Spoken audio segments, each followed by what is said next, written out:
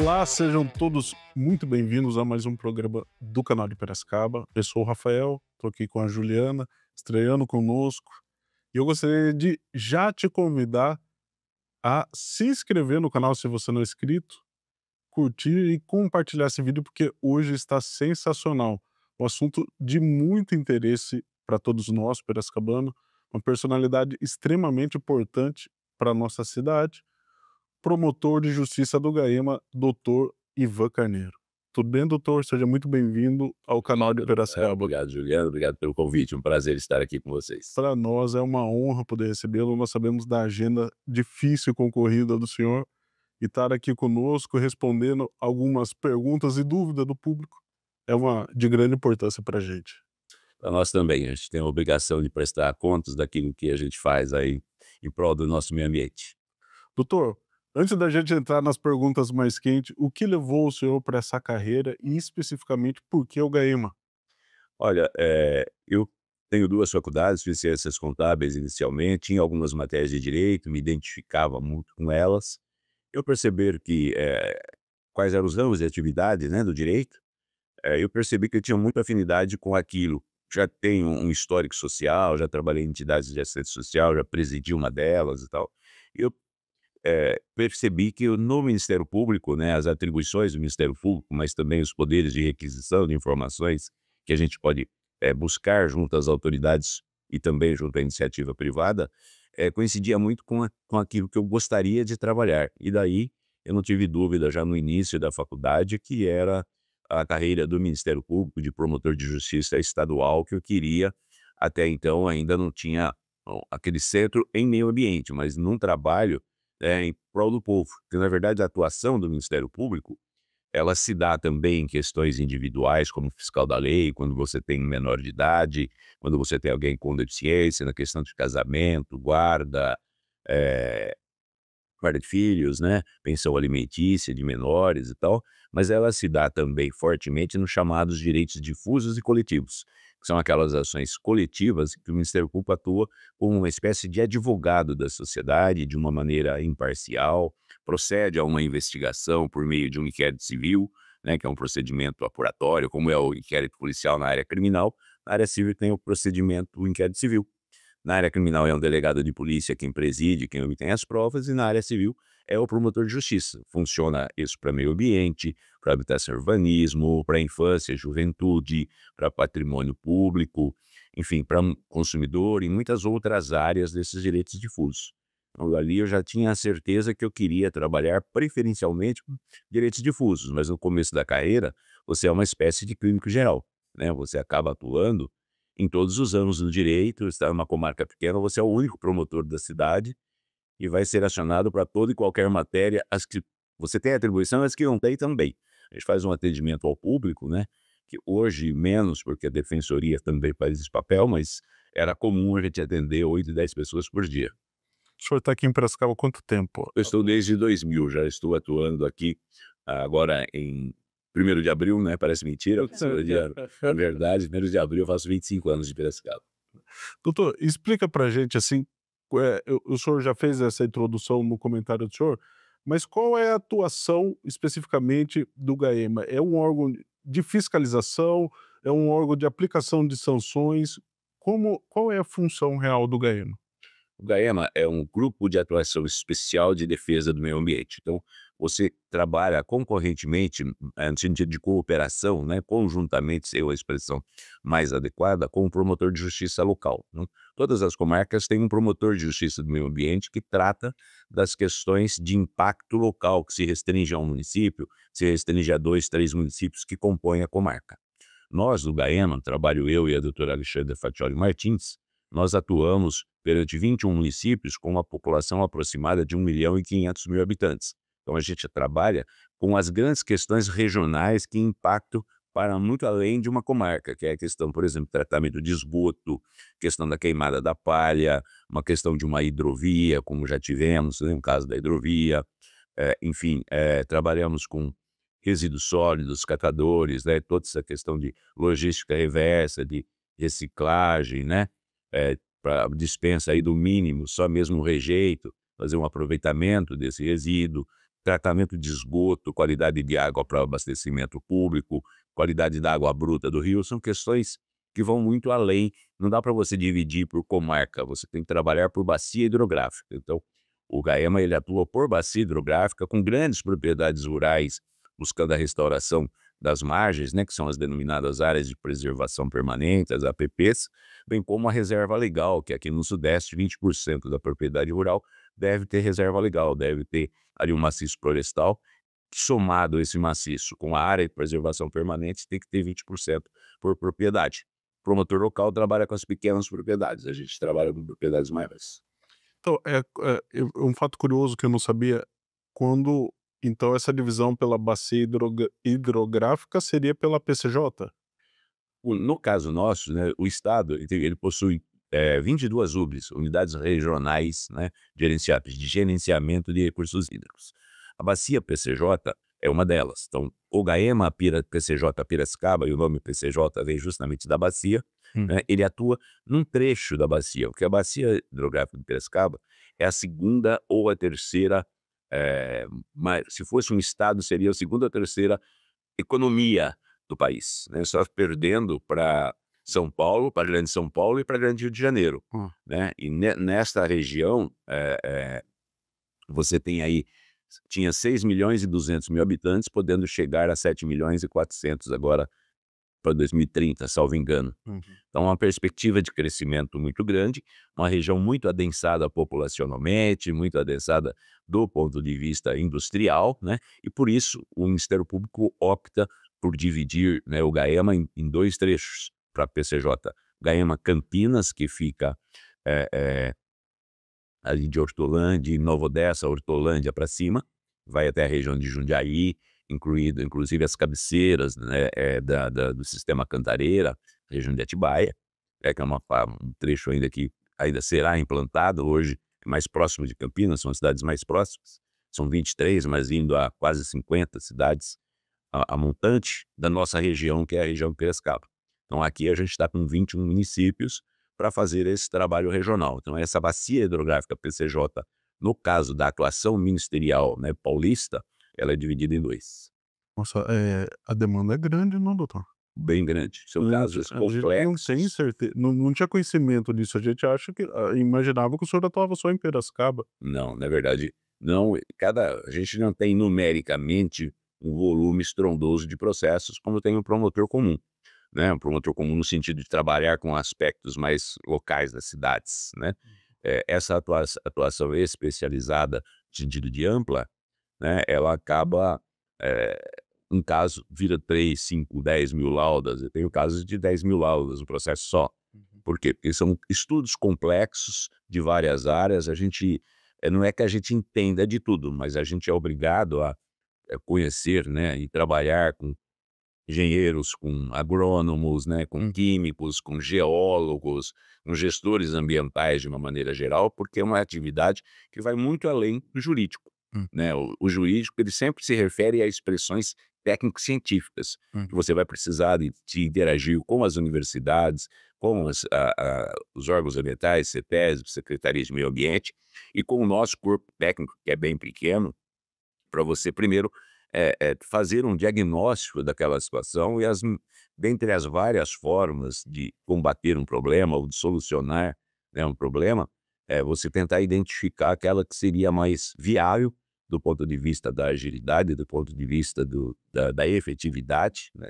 Então, além de tudo, é uma questão polêmica e que acaba necessariamente tendo uma vertente muito política, né, porque, hoje a sociedade como um todo, ela adora falar em defesa do meio ambiente, Sim. né.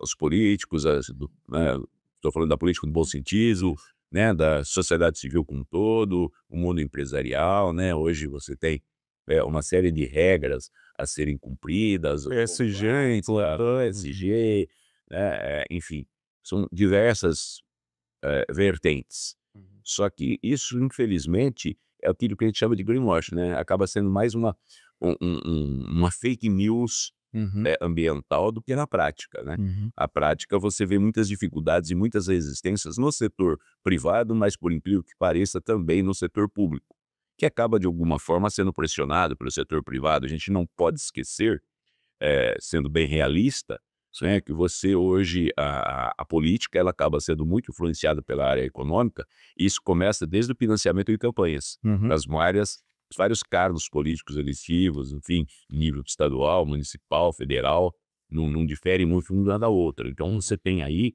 um componente muito forte político nessa atuação nossa, porque são as grandes causas e que você trabalha com milhões, né? A questão da hidrovia de Paraná mesmo, na época, era ainda a época do governo Dilma no federal e o governo Alckmin paulista, era um empreendimento de 1,5 bilhão. Então dá para imaginar a resistência que nós enfrentamos, as dificuldades que nós enfrentamos para nos opormos, né, a essa extensão da hidrovia Tietê-Paraná, que eram ali 45 quilômetros que iria inundar o mini Pantanal Paulista, a região do Tanquã. Tivemos essa mortandade de peixe aí, né, que afetou, mas já poderíamos ter sido afetados muito antes. Uhum. O senhor fez um comentário que até estava aqui na minha pauta, perguntar para o senhor, pedir para o senhor fazer uma análise especificamente de Piracicaba, né, da nossa cidade. O senhor entende que as leis ambientais vigentes aqui em Piracicaba são suficientes ou ainda existe espaço para melhoria? E aí eu estou fazendo essa análise do legislativo, né, do que nós acabamos de comentar aqui. Olha, é sempre possível fazer os aperfeiçoamentos, né, maiores restrições de nível urbanístico, né, maiores permissões de uso e compensações ambientais de empreendimentos, etc. Mas hoje você tem a questão da legislação ambiental eh, da seguinte forma: a União, né, o governo federal, ela traça as diretrizes gerais, né, Uhum. os estados, eles faz um tratamento mais regionalizado, segundo as especificidades de cada estado, Uhum. né? E ao município resta legislar sobre questões eminentemente locais, é o que diz a Constituição Federal. Então sobra pouca margem para o município alterar a legislação ambiental, a não ser em questões locais como loteamentos, como áreas verdes, né? Como gestão de resíduos e peculiaridades. Mas ele, em primeiro lugar, ele pode ser mais rígido, Uhum. nunca mais flexível. Sempre que o município tenta relativizar, como já aconteceu no Sul, com a diminuição das margens de proteção de rio, das APPs, Uhum. essa lei municipal foi declarada inconstitucional, porque o município, diante das especificidades, ele pode ser mais rigoroso, mas liberal nunca. Ah, Né? Então, o que o município pode fazer de melhor, e aí tem muito campo a ser feito, é aumentar a fiscalização, aumentar a punição, que pela Constituição Federal, nossa lei maior, ele prevê essa possibilidade de punição e de cooperação na fiscalização pelos 4 entes federativos, né? A União, o Distrito Federal, os estados e os municípios. Juliana, tem alguma pergunta para o doutor? E quais são os principais desafios que o GAEMA está enfrentando ao lidar com esses crimes ambientais aqui na região? Bom, aí a pergunta ela é bastante ampla, né? Me dá a possibilidade de fazer algumas considerações. No momento, a gente ainda não trata a questão criminal que fica local.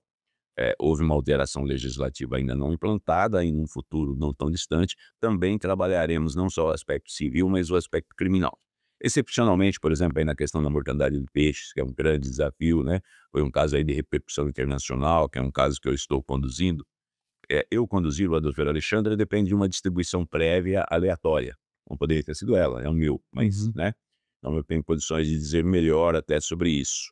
Mas nesse caso em específico, eu já me ofereci para trabalhar conjuntamente com a promotora de justiça aqui de Piracicaba, que vai conduzir esse caso, que inicialmente começou em Rio das Pedras, Uhum. né, porque a usina São José, que foi a responsável pelo lançamento, está situada no município de Rio das Pedras, mas nós mesmos opinamos para que viesse para cá, porque o impacto foi de Piracicaba, Sim. né.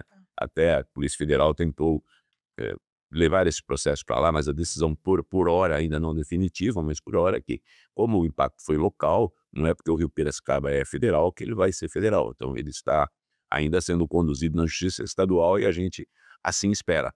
Mas esta, por exemplo, é uma questão muito complexa que ela precisa ser analisada num contexto. Não foi a primeira mortandade, essa, ao ver no Ministério Público, ficou muito claro, Juliana, que se tratou mesmo de um lançamento clandestino. A CEDESB bem caracterizou essa relação de causa e efeito, né. Teve um outro caso muito parecido na região de Ribeirão Preto, há anos atrás, de vazamento também de extravasamento aí, né? eh, que acabou gerando esse mesmo problema, tá certo?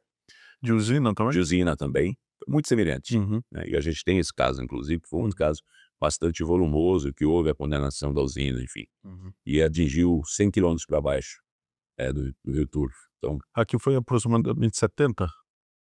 aqui aproximadamente 70 70 quilômetros. quilômetros foram atingidos e tal. E foi aliás, é onde teve mais impacto, né? Aham. Que atingiu inclusive os pescadores. A gente tem inclusive atuado conjuntamente com os pescadores, preocupado não apenas com a questão ambiental, né, Mas social também, não? com essa questão social, e a ideia é que a gente vá propor a ação civil pública para indenização e reparação dos danos civis, mas também os danos ambientais, né, por danos morais, e também pela questão do corte de renda dos pescadores, que chegamos a recomendar à usina que já fizer, independentemente de assumir culpa, né, que fizesse esse auxílio, mas eles se recusaram. Então, isso vai ser buscado judicialmente. Nós estamos aí em fase final de investigação da parte técnico-ambiental. Estamos dependendo de alguns levantamentos aí da parte dos pescadores, né, para saber o quanto que eles vão pedir de indenização. E vamos fazer essa ação possivelmente de forma conjunta. Pelo menos são as tratativas nesse sentido. Esse é um dos grandes desafios. Temos uns outros desafios que, juntamente com a criação da região metropolitana, né, de Piracicaba, que envolve aí 24 municípios, alguns que nem da base do GAEMA seria altamente, né? Talvez o grau de complexidade se apresentou em desafios, né? Eu vou tentar ser assim muito breve na consideração, mas nós aqui do GAEMA Piracicaba, PCJ Piracicaba, nós atuamos com 5 CETESB diferentes, cada um trecho, tá? O Comitê de Bacias Hidrográficas, que foi mencionado por você agora há pouco, Rafael, aqui na nossa região, na verdade, eles são 3 em 1, porque tem a porção mineira, que são os municípios da cabeceira, que são do PCJ, que são 5 municípios, tá? Pelo fato de os formadores do Rio Piracicaba, né, o Rio Jaguari ter nascido, iniciar as nascentes, né, em Minas Gerais, ele banha mais um estado, por isso que ele é considerado federal, Minas, São Paulo, certo? Então tem o Comitê Federal, tá? E tem o Comitê Paulista, que é o do Rio Atibaia. Então, dentro de um comitê são 3 conselhos, né? Então isso já gera uma outra complexidade, né? Alguns municípios são operados pela Sabesp, outros, né, o esgoto é tratado localmente, outros são concessionárias particulares. Isso acaba fazendo com que a agência reguladora sejam 2, a Ares PCJ e, no caso dos 5 municípios que operam Sabesp, Arcesp, né?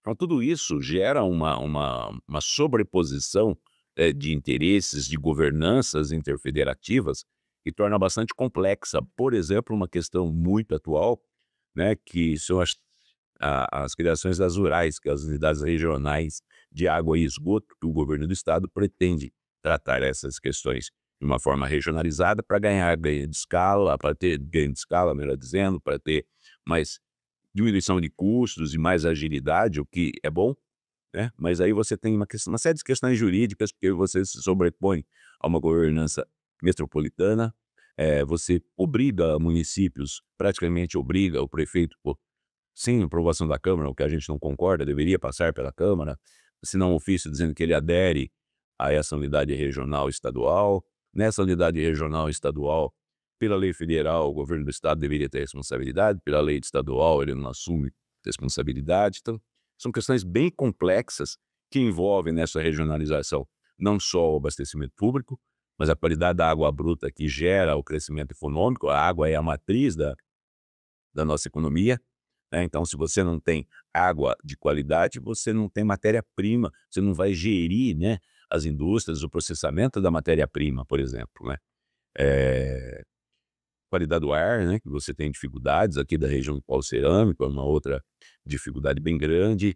Essa questão de inclusão de catadores, de aumentar aí o grau de reciclagem, né, aumentar a capacidade de retorno aí desse material para a origem, consumindo menos a natureza o menos possível.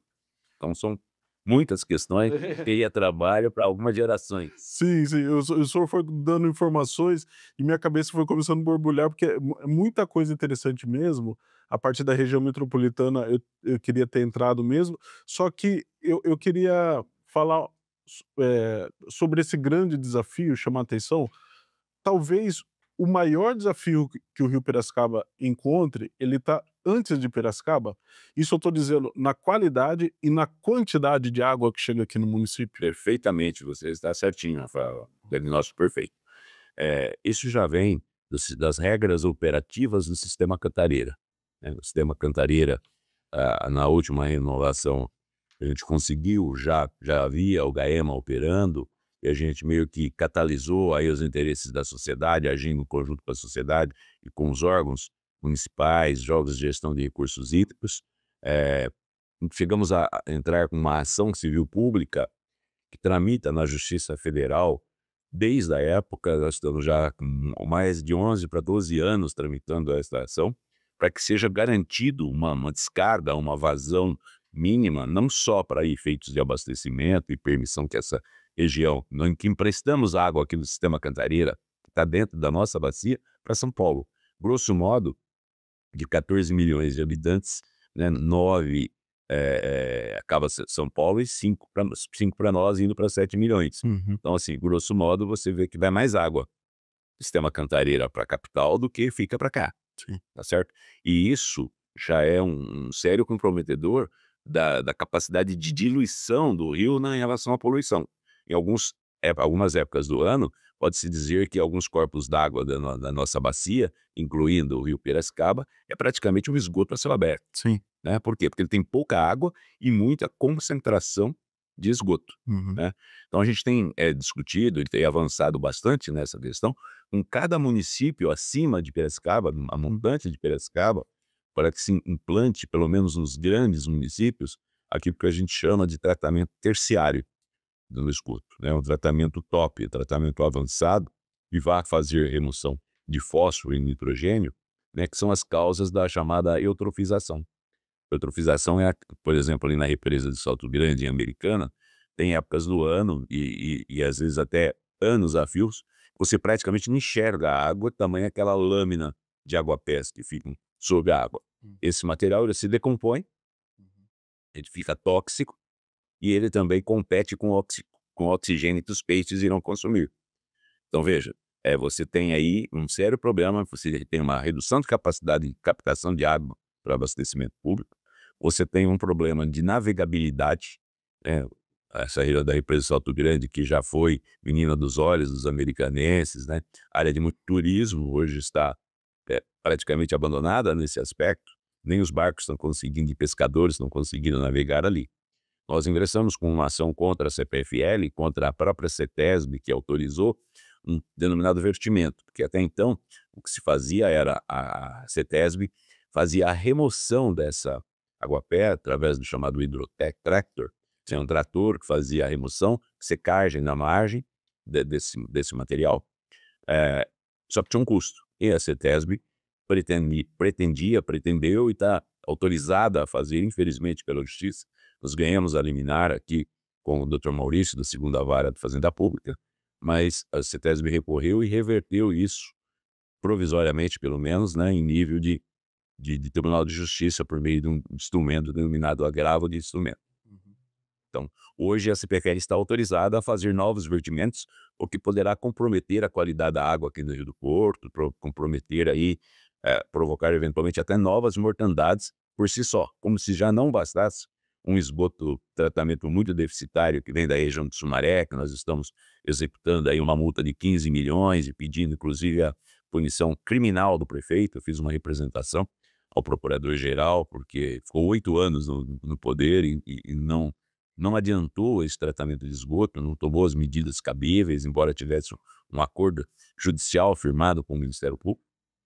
A Americana está no mesmo caminho, a gente tem buscado aí, executado a ação e buscado a punição, que a gente conseguiu, o tribunal reverteu, e eles voltaram a fazer exatamente o que estava fazendo anteriormente, e agora se fala em privatizar. Primeiro era somente o esgoto, e agora esta semana já surgiu uma notícia, foi aí editado um procedimento de manifestação de interesse, e empresas interessadas apresentarem projetos para também privatizar a água em Americana. Então seria privatizar entre aspas, né? Seria a concessão Sim. desse serviço de esgoto e de água. Mas isso não é uma coisa que vai acontecer do dia para a noite. A Americana tem um índice baixíssimo de qualidade, que não chega a 50%. Então, e aí o índice de perda da água é enorme. E esse é um outro problema, se me perguntar os desafios, que é um problema geral. Que na região você vai ter Limeira, Campinas, que tem um índice considerado adequado, que é abaixo de 20% de perda. Os outros municípios estão todos na faixa de metade. Então, metade da água produzida, tratada, que gera Que já é o escasso. resíduo da estação de tratamento de água, né? Muito materiais pesados, materiais tóxicos aí, que deveria ser tratado e destinado ao aterro, né? Na verdade, muitas vezes ele é lançado novamente no corpo d'água e metade da água que ele tratou ainda é perdida no encanamento. O resíduo é 100% gerado, a distribuição da água é 50%, né? Por aí. Doutor, voltando um pouquinho essa questão dos aguapé, isso deve chegar em Piracicaba a qualquer momento? Poderá chegar. A CPTL insistiu nisso, né? Com o apoio da CETESB e tal, dizendo que eles já tinham foi feito um teste, né, em 2021, salvo engano, e foi obrigado a parar esse teste porque estava dando resultado negativo. A própria CETESB suspendeu, né, essa possibilidade de divertimento dessa macrófita, soltura dessa macrófita turbina abaixo. E aí eles estão retomando com algumas condições, monitoramento diário, etc., mas vai passar a qualquer hora um grande volume, a não ser que a CPFL, que não é porque ela está autorizada judicialmente, que se ela provocar um dano, uma mortandade, que ela não possa vir a ser responsabilizada exatamente. Nós já advertimos o moral jurídico da CPFL nesse sentido lá atrás, né, que a autorização judicial não é isenção de responsabilidade civil. Né? Então eu acredito que isso também esteja influenciando para que eles ainda não tenham feito.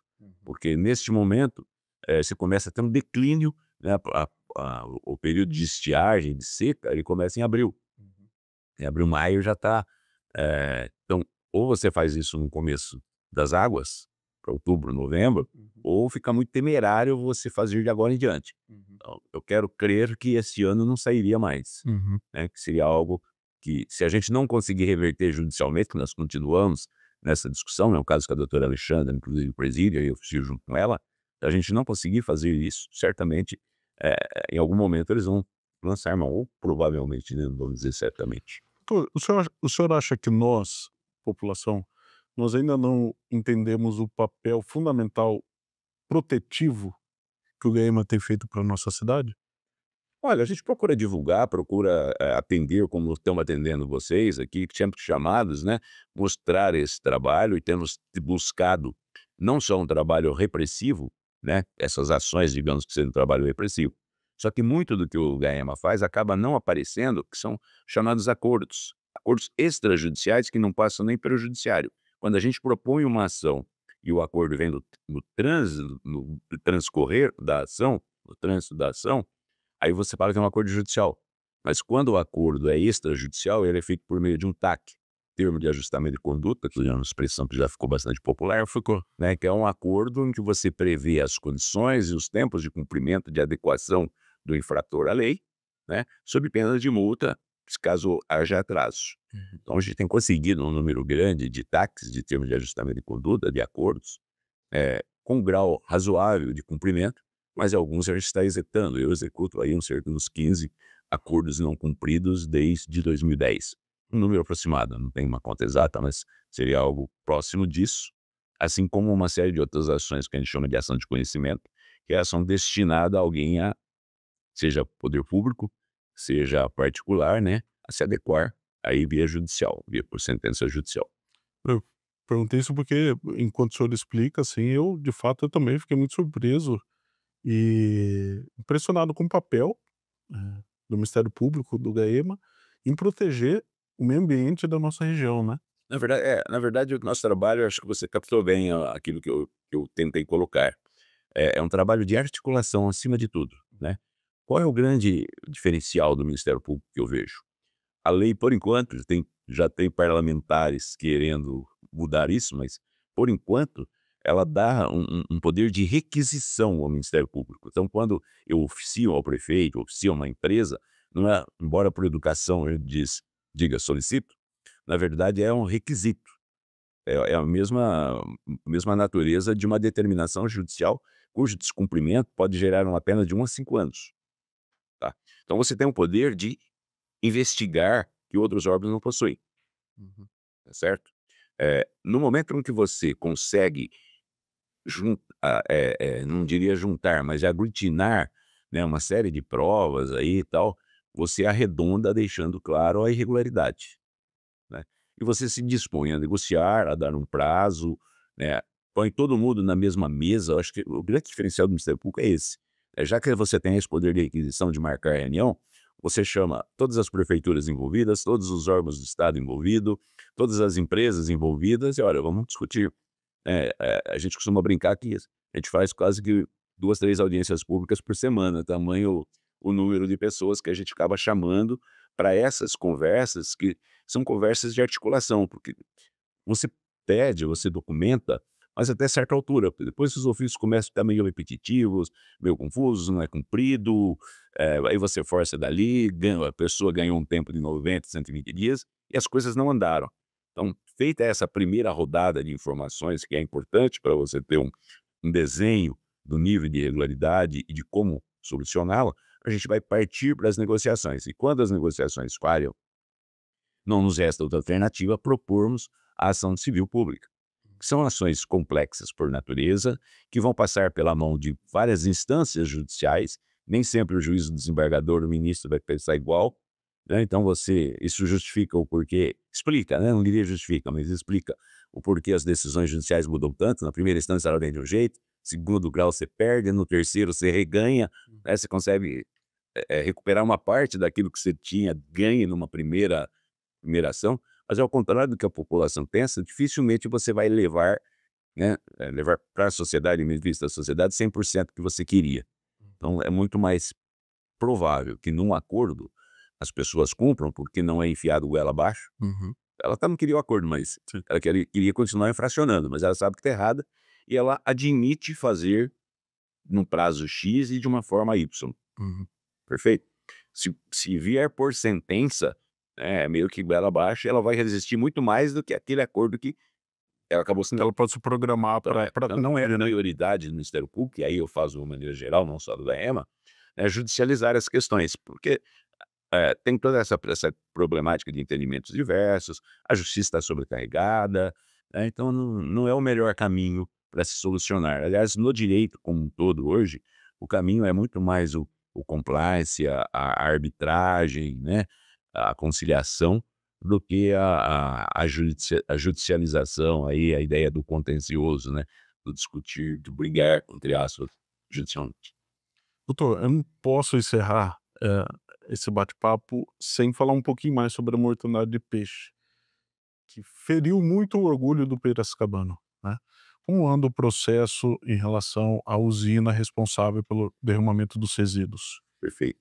Ele tem 3 esferas distintas, tá. A parte criminal, como eu mencionei já, são crimes que correm em paralelo à investigação civil, e esse está com a Promotoria de Meio Ambiente local, e a gente tem auxiliado nesse trabalho, está em fase de oitiva de testemunhas, de Ouvindo as perícias partes. judiciais, ouvindo as partes. Nós mesmos já pedimos uma série de diligências ao Dr. Ricardo Fiore, que é o delegado assistente do delegado seccional, quem preside este inquérito civil, tá? Esse é um foco. O outro foco é a multa aplicada pela CETESB no valor de 18 milhões, que isso corre independente do Ministério Público, sem atuação ministerial nenhuma, tá certo?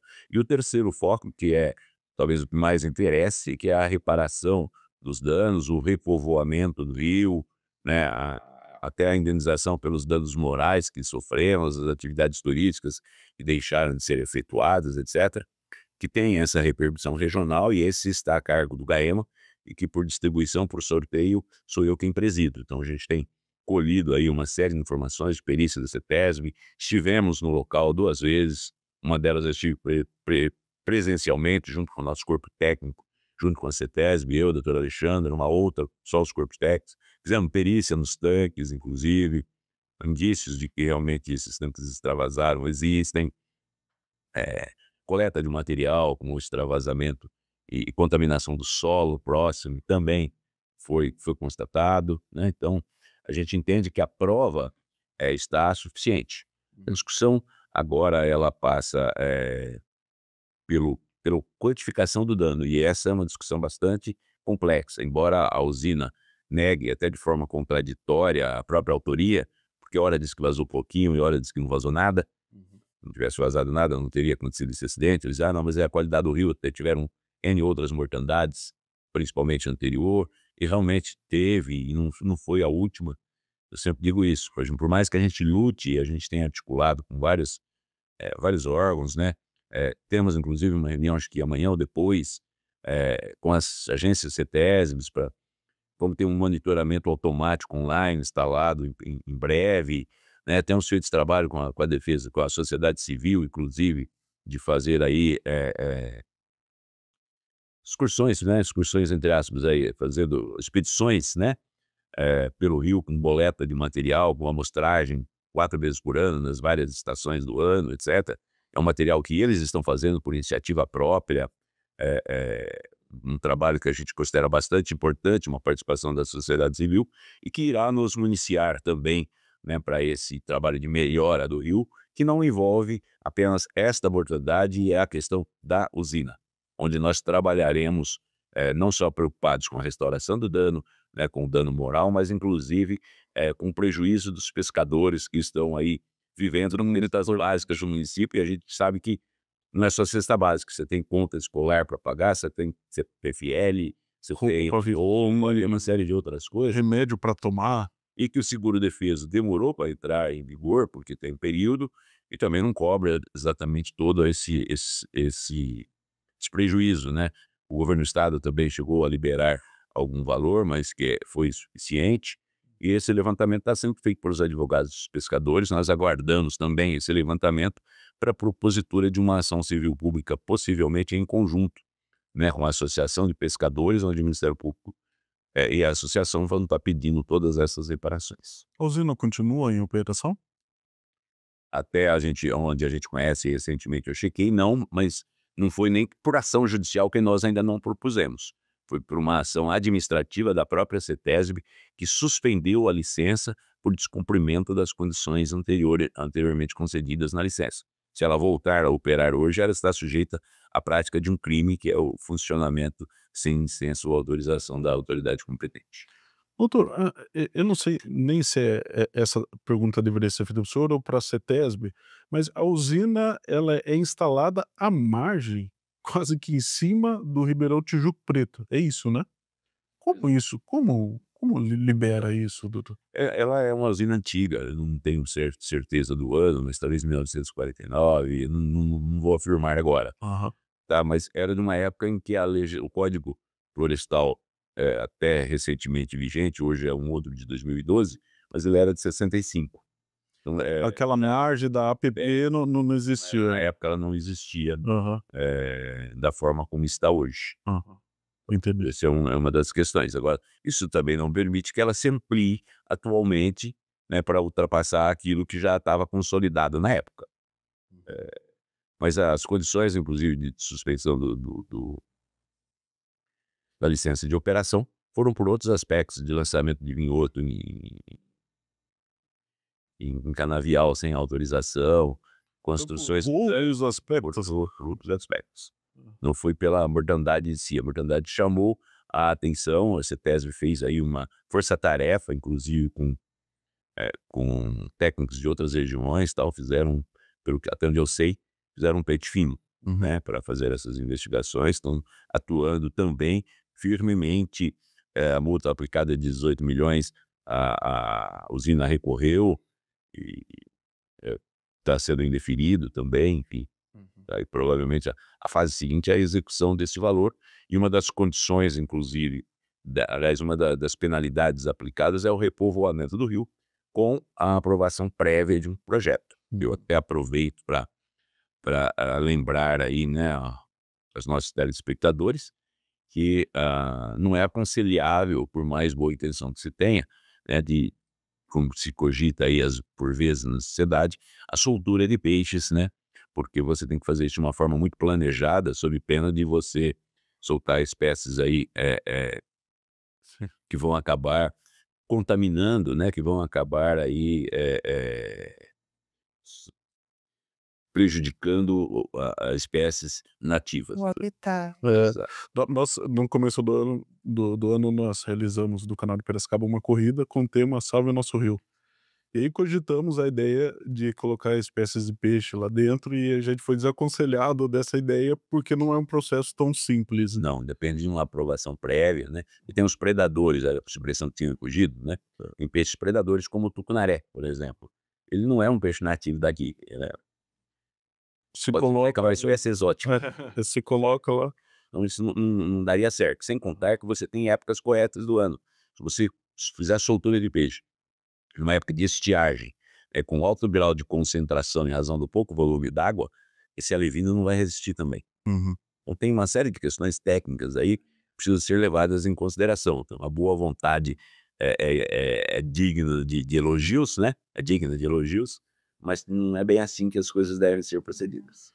É promotor e biólogo também, barra biólogo, precisa entender um pouco de tudo. A gente acaba aprendendo um pouquinho na marra, porque é o convívio com os técnicos para a gente não fazer o menos de besteira possível. Sim, E a gente é humano, né? sim.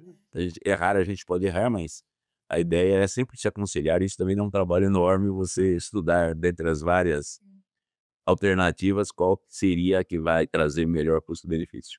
Justo, quer colocar alguma coisa? Eu tô seguindo já pro nosso fim da entrevista. Eu acho que esse bate-papo, ele vai gerar também muito conteúdo. Quero agradecer o senhor. Provavelmente nós vamos revisitar essa conversa, vamos procurar o senhor para mais esclarecimentos. Região metropolitana me interessa muito saber.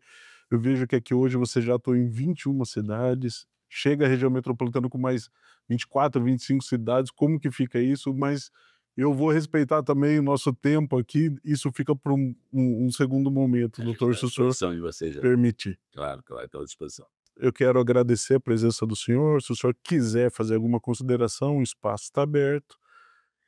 Eu acho que parabenizar aí o canal de Piracicaba pela iniciativa, não de me convidar, mas de abordar, né, essas questões de tão grande relevo, né, para a sociedade local, para a sociedade regional. A gente não pode esquecer que cada vez mais, com as mudanças climáticas, as necessidades de adaptação, as coisas não darem para ser feitas mais cada um no seu quadradinho, não são mais possíveis de ser tratadas assim. Essas questões de água, questões de esgoto, questão de resíduos, né, questão de poluição atmosférica, por exemplo, polo cerâmico, porque a gente tem aqui o segundo maior da América Latina, né, Vizinho nosso. pisos e revestimentos, são questões que elas têm de ser necessariamente tratadas no âmbito coletivo, com a participação dos municípios, do Estado e da sociedade civil. Nós, recentemente, questão dos 2 anos atrás, aí, ingressamos com uma ação para que nos comitês de bacias hidrográficas, 50% dos votos fossem da sociedade civil. Nós ganhamos uma das ações pioneiras aí. Agora, recentemente, a Baixada Santista também conseguiu o mesmo caminho dessa participação social, com 50% nas decisões. E é o que a gente tem lutado no âmbito da região metropolitana. É um projeto parado na Assembleia Legislativa desde 2022, porque está em regime de urgência, que ainda não foi votado, que não há um acordo, mas é uma situação que precisa ser trabalhada e a sociedade precisa acompanhar para que o poder efetivamente seja descentralizado e ela possa participar de seus destinos, mas participar de uma maneira organizada e regional.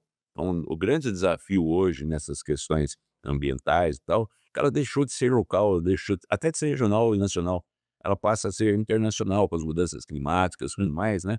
Ela sempre foi um pouquinho, né? Mas digamos que hoje muito mais. Ganhou um senso de urgência. Esse é um desafio que eu não diria que é do Ministério Público, é da sociedade como um todo. Nós estamos aqui envolvidos, conscientes e lutando por isso. Esse foi o doutor Oliver Carneiro, promotor do Ministério Público do Guaíma, e eu te avisei que a entrevista era boa. Então, mais uma vez fica o convite para você se inscrever se não é inscrito, deixar seu like. Doutor, muito obrigado pela participação. Obrigado.